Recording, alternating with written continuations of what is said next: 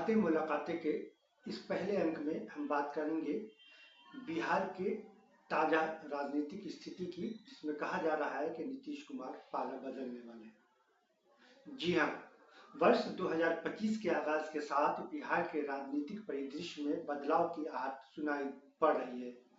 नए साल में मकर संक्रांति यानी 14 जनवरी के बाद बिहार में सियासी बदलाव की पुरानी रवायत रही है। बहुत दूर न भी जाएं तो मंगलवार को समाप्त हुए साल 2024 के जनवरी में ही नीतीश कुमार ने महागठबंधन का साथ छोड़ दिया था। एनडीए में शामिल होकर उन्होंने एक बार फिर सीएम पद की शपथ ली थी। इस बार भी उनके भाजपा से नाराज होने की सूचनाएं मीडिया रिपोर्ट्स में मिल रही हैं। जनवरी 2024 की उस वर्चुअल बैठक के बाद ही नीतीश कुमार ने इंडिया ब्लॉक छोड़ने का फैसला किया था, जिसमें राहुल गांधी ने बताया था कि कांग्रेस उन्हें संयोजक बनाने को तैयार है, लेकिन ममता बनर्जी नहीं चाहती। इस पर नीतीश कुमार का नाराज होना स्वाभाविक था। सहमति बनाकर ही उन्होंने ममता बनर्जी को सबके साथ बैठने को राजी किया था। उनमें कांग्रेस भी थी, जिससे ममता बनर्जी आज भी चिढ़ती है। चिढ़ ऐसी कि बंगाल में कांग्रेस को नेस्तनाबूद कर दिया और अब राहुल गांधी की लीडरशिप को चुनौती दे रही है। चुनौती भी गजब की है। पहले गोलबंदी की और बाद में कमान संभालने की रजामंदी का ऐलान भी कर दिया। खैर, 28 जनवरी 2024 को नीतीश कुमार ने इंडिया ब्लॉक का साथ छोड़कर एनडीए में जाने का फैसला किया था। चट मंगनी पट बियाह के तर्ज पर उन्होंने महागठबंधन सरकार गिरा दी और भाजपा के सहयोग से सरकार बनाने का दावा पेश कर दिया। सरकार बनी और नीतीश कुमार ने संकल्प दोहराया कि अब कभी आरजेडी के साथ नहीं जाएंगे। उन्होंने यह सफाई साफ मन से दी या इसमें सियासत की कोई संभावना बचाकर रखी है, यह तो वह ही जाने, लेकिन उनकी सफाई पूरे साल समय समय पर आती रही। कभी पीएम नरेंद्र मोदी के सामने उन्होंने एनडीए से कभी अलग न होने की बात कही, तो एक बार भाजपा के राष्ट्रीय अध्यक्ष जेपी नड्डा के सामने भी अपना संकल्प दोहराया। इन सबके बीच बिहार में अभी सियासी कसमसाहट जिस तरह दिख रही है, उसमें कई तरह के उलटफेर की संभावना जताई जा रही है।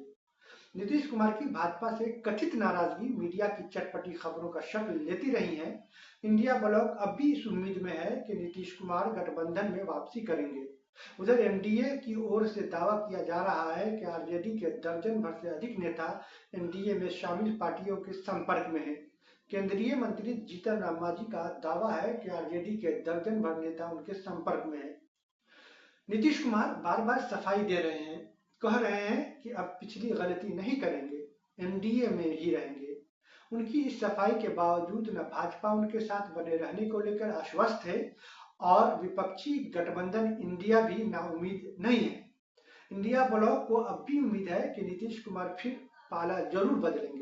इंडिया ब्लॉक का ऑफर शायद अब भी बरकरार है। आपको याद होगा जब जेडीयू के राष्ट्रीय प्रवक्ता रहते हुए केसी त्यागी ने कहा था कि इंडिया ब्लॉक ने नीतीश कुमार को पीएम पद का ऑफर दिया था। दूसरी तरफ नीतीश कुमार के भाजपा से नाराज होने का अनुमान इसलिए लगाया जा रहा है कि वह मीडिया से मुखातिब नहीं हो रहे हैं। नीतीश कुमार बीते कुछ दिनों से काफी खामोश हैं। विधानसभा में विपक्ष की ओर से इतना शोर शराबा होने के बावजूद सीएम चुप रहे। सियासी जानकारों के मुताबिक नीतीश कुमार की चुप्पी हमेशा सियासत में भौचाल लाती है। उनका कहना है कि नीतीश कुमार बोलते रहते हैं तो सब कुछ नॉर्मल माना जाता है, लेकिन जब वो लंबे समय के लिए चुप हो जाते हैं तो वह टर्निंग पॉइंट साबित होता है।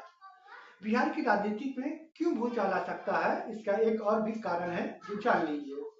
नीतीश कुमार को लेकर ऐसी अटकलें तब से गर्म होना शुरू हुई जब महाराष्ट्र में बीजेपी ने एक साथ शिंदे की जगह देवेंद्र फडणवीस को मुख्यमंत्री बना दिया। विपक्ष को मौका मिल गया और उन्होंने नीतीश कुमार के मन में आशंका पैदा कर दी। दरअसल महाराष्ट्र और बिहार की राजनीति कमोबेश एक जैसी ही थी। दोनों ही राज्यों में बीजेपी सबसे बड़ी पार्टी होने के बावजूद सीएम पद पर वहां एकनाथ शिंदे तो यहाँ नीतीश कुमार को बैठाया गया। महाराष्ट्र चुनाव में बीजेपी फिर से बड़ी पार्टी बनकर उभरी तो एकनाथ शिंदे की जगह देवेंद्र फडणवीस को सीएम बना दिया गया है। इससे नीतीश कुमार का चिंतित होना स्वाभाविक है। अनुमान का एक और कारण यह बताया जा रहा है कि नीतीश कुमार नई दिल्ली गए तो उन्होंने दिवंगत प्रधानमंत्री मनमोहन सिंह के परिजनों से तो मुलाकात की, लेकिन भाजपा नेताओं से मिलना उन्होंने मुनासिब नहीं समझा। ऐसा तब हुआ जब नीतीश कुमार के सहयोग से ही केंद्र में नरेंद्र मोदी की सरकार चल रही है। उन्होंने हफ्ता 10 दिन पहले अमित शाह द्वारा बुलाई गई बैठक में शिरकत करने से भी परहेज किया, जबकि एनडीए सरकार में नीतीश कुमार की तरह ही भूमिका निभाने वाले आंध्र प्रदेश के सीएम चंद्रा बाबू नायडू मीटिंग में शामिल हुए थे।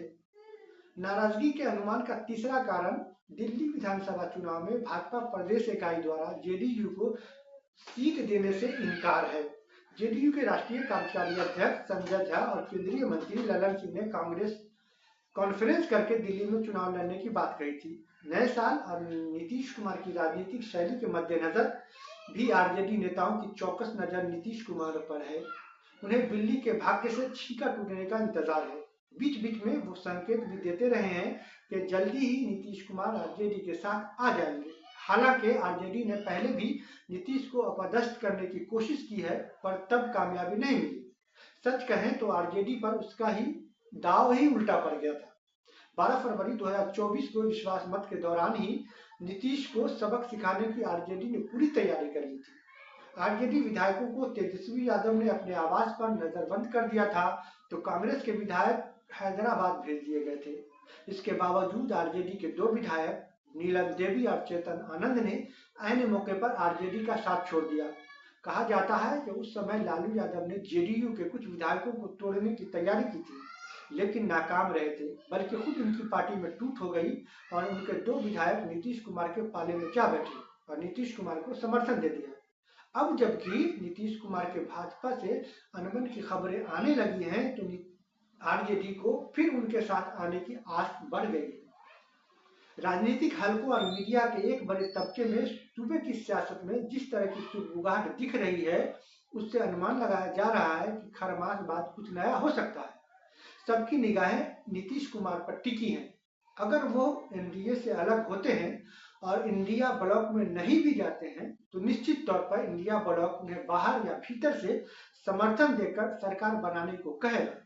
नीतीश का जाना एनडीए को न सिर्फ बिहार में बल्कि केंद्र में भी भाजपा के लिए खतरे की घंटी साबित हो सकता है। यह भी संभव है कि नीतीश कुमार के ऐसा कदम उठाने पर उनकी पार्टी जेडीयू में ही विभाजन हो जाए। इसकी आशंका इसलिए है कि इन दिनों संजय झा और ललन सिंह भाजपा के ज्यादा करीब दिखाई देते हैं। अगर नीतीश कुमार की सहमति के बगैर ऐसा है तो यह जेडीयू के लिए खतरे की घंटी है। एक संभावना यह भी दिखती है कि नीतीश कुमार विधानसभा भंग करके चुनाव में जाने का रास्ता चुने। वो पहले भी मिड टर्म पोल की बात करते रहे हैं। इस बीच तेजस्वी यादव ने बुधवार को नवमनोनीत राज्यपाल से मुलाकात की थी। तेजस्वी यादव के चेहरे पर मुस्कान बता रही थी कि उन्हें कहीं से कुछ इशारा मिला। इसके बाद बुधवार को ही तेजस्वी यादव ने 9 वर्ष के मौके पर एक पत्र लिखा। उन्होंने लिखा कि मेरा आपसे वादा है कि भविष्य में जब भी बिहार की विकास गाथा का इतिहास पढ़ा जाएगा, साल 2025 का नाम एक ऐसे वर्ष के रूप में अवश्य याद किया जाएगा जिसने बदलाव एवं नए बिहार के नवनिर्माण की नींव रखी। यह बिहार के सुनहरे सपने को सच करने वाला साल है। कुल मिलाकर आप ये कह सकते हैं कि नीतीश कुमार राजनीति के धुरंधर हैं। वो हर कदम सधे अंदाज में बढ़ाते हैं। वर्ष 2020 से अब तक वो 2 बार कह चुके हैं कि यह उनका आखिरी चुनाव है। बीते विधानसभा चुनाव के दौरान पहली बार उन्होंने कहा था कि यह उनका आखिरी चुनाव है। दूसरी बार उन्होंने महागठबंधन के साथ रहते हुए कहा था कि 2025 का चुनाव तेजस्वी यादव के नेतृत्व में होगा। इस बीच उन्हें भारत रत्न जैसा सर्वोच्च सम्मान देने की बात पक्ष विपक्ष के नेता करने लगे हैं। जेडीयू के राष्ट्रीय कार्यकारी अध्यक्ष संजय झा ने कहा था कि उन्हें भारत रत्न मिलना ही चाहिए। भाजपा सांसद गिरिराज सिंह ने भी नीतीश को भारत रत्न देने की मांग की है। आरजेडी के सीएम फेस तेजस्वी यादव भी नीतीश कुमार को भारत रत्न के पक्ष में है। इससे अनुमान लगाया जा रहा है कि नीतीश कुमार की सक्रिय राजनीति से सम्मान पूर्वक विदाई की तैयारी चल रही है। ऐसा हुआ तो यह नीतीश की आखिरी सियासी पारी हो सकती है। बहरहाल नए साल में खरमास तक इंतजार करना होगा। बातें मुलाकातें के इस अंक में आज के लिए फिलहाल इतना ही।